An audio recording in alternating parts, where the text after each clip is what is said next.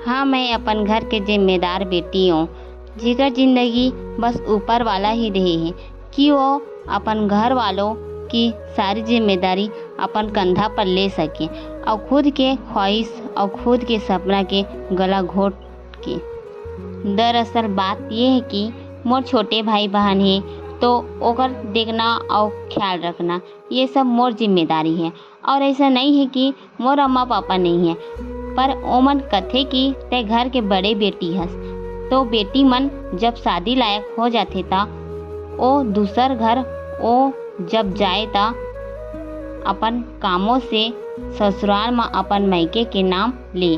बस ओकरे लिए मोर अम्मा पापा के कहना है कि ते अब बहुत पढ़ डारे हस, चल अब घर के सारा काम काज करे कर एक जिम्मेदार इंसान बने के कोशिश कर।